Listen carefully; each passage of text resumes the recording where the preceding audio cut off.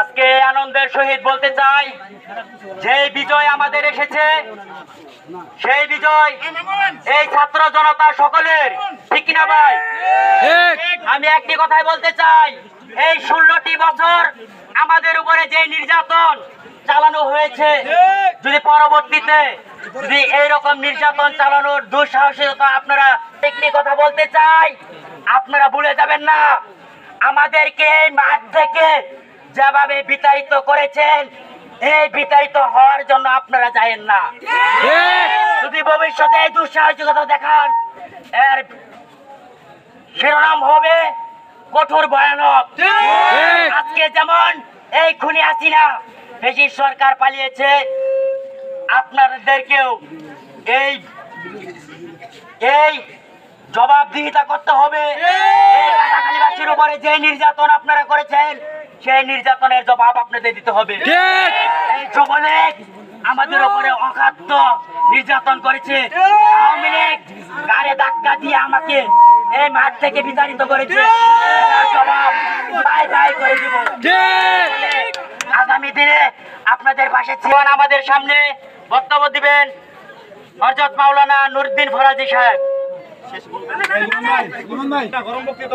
نحمده ونصلي على رسوله الكريم أما بعد أعوذ بالله من الشيطان الرجيم بسم الله الرحمن الرحيم واعتصموا بحبل الله যাই হোক তাওহীদি জনতা, যদিও আমরা স্বাধীন রাষ্ট্রে বাস করতাম কিন্তু আসলে আমরা স্বাধীন ছিলাম না।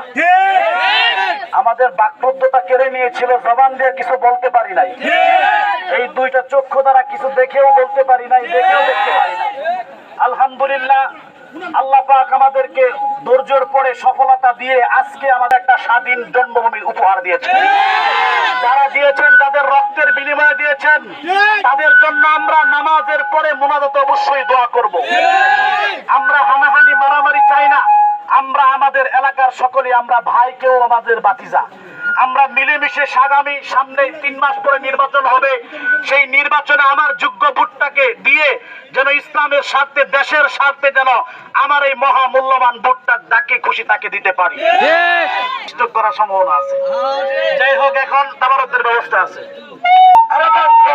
কথা বলবে। আসসালামু আলাইকুম।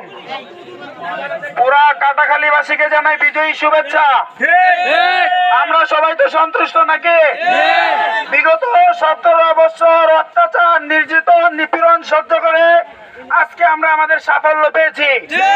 যারা আমাদের আলটিমেটাম দিয়েছিল, তোমরা ঘরে থেকো না, বাড়ি ছেড়ে চলে যাও, তার টুকার প্রত্যেকটা কামড়ের জবাব আমরা চাইলে দিতে পারি, কিন্তু আমরা দিব না।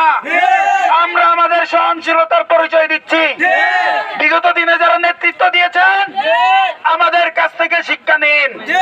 কিভাবে জনতার দ্বারে পৌঁছাতে হয় সেটা এখন শিখুন। আর যারা যারা তালিকা করেছিলেন, তাদের তালিকাগুলো এখন এসে জমা দিয়ে যাবেন। আপুসে যদি জমা না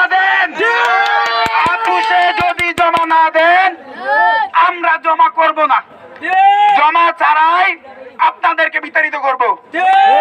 শেখ হাসিনা পালিয়েছে, আপনারা দেশে থেকে কি করবেন? আপনারা সব ইন্ডিয়া দালাল, সব ইন্ডিয়া চলে যাবেন।